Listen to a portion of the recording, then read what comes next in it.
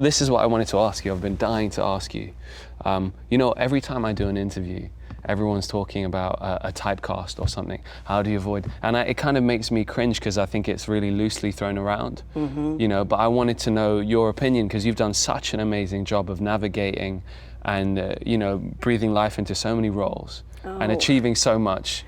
You know, like how do you do it? I got to tell you, it isn't easy because, as you know, there aren't that many great roles for, you know, they're just that are going to come your way, you know. And it's a feeding frenzy when there are, right? Honey, there's blood in the water. You can't get near, you can't even get to the trough, honey. You just can't get to the trough. And for me, I mean, I'm a specific type. And the archetypes that they really want to see, you know, a woman of Zoftig, you know, stature, and you know, a cute little Cheshire cat grin is the nurturer, you know, or the sassy whatever. And right after I did The Help, it was barely in the can. I was all excited about the possibilities that were to come. Wow. And 90% of the roles, like, we have this great role for you, and it was a maid. And we have this wonderful role, DA, it was a maid. And I'm thinking, you know, here's the thing, I just played the best damn maid role written. Amen to that. I don't have a problem with playing a maid again, but it has to top this one. Yeah. And none of them did.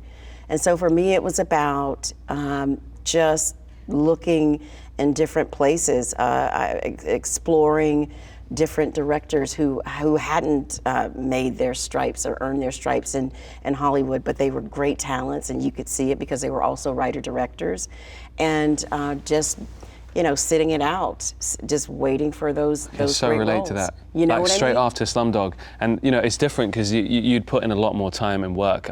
This was my first film. I was a kid who didn't really understand the craft, and I was pushed into this very beautiful position. But afterwards, you know, I remember doing the red carpet and I kept seeing Dustin Hoffman, and he would go like this to me and Frida. We're like these wide-eyed puppies, and he's like,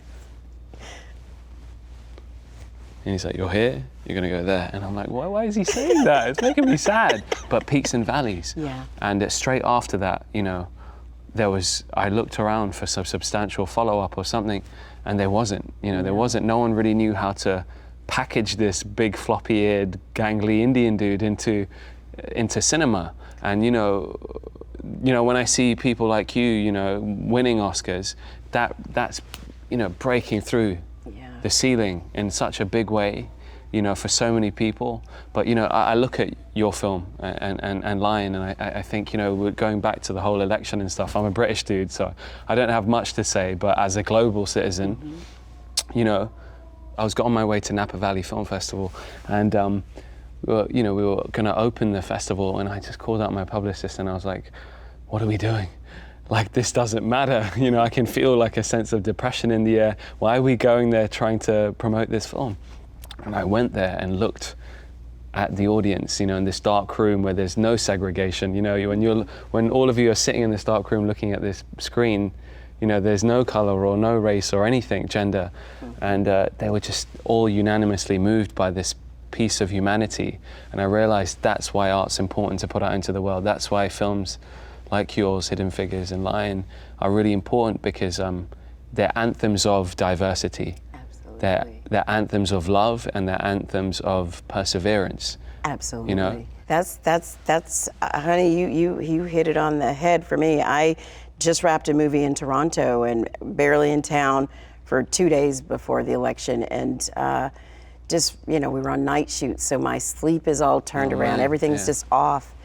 And I felt after the results came in, because you have to keep in mind, half of our country is fine, and there's a half, the other half is not, and I'm a part of the not. And I kept thinking, what are we doing? And last night, it dawned on me when I was thinking about the story of Katherine Johnson and Mary Jackson and Dorothy Vaughan, the character that I play in Hidden Figures. They had it tougher than we do. They had no agency whatsoever, but they persevered. You know, they were de facto segregation, sexism, racism, and in spite of all of that, they took us to space and Wow. back. Yeah. And there were no pats on the back. There were no $1 million paychecks and all of these different things that come with accolades these days for people. And I thought if those women could withstand all of that and be unsung heroes. When I saw my castmates last night and then seeing my fellow castmates from The Help, Viola and Emma and everybody, it just lifted my spirits. Wow. And I realized that we have to put this type of positive energy and hope and these stories out into the world. Yeah. And playing a real person, it's a responsibility now more than ever. I realized that. I didn't really. I did think about it because I felt that it was a story definitely worth telling. Yeah. But the impact of it was felt really at my core. Come up to me and say the first line of the day's line, and I'll say the second half back, and that's my favorite fans, kind of, because I'll just. Yeah. But I have certain Wooderson fans who are like, well, quote Wooderson to me. Now, people will come up obviously to you, quote the dude and stuff all the time. How's that feel? Oh, well, I love that.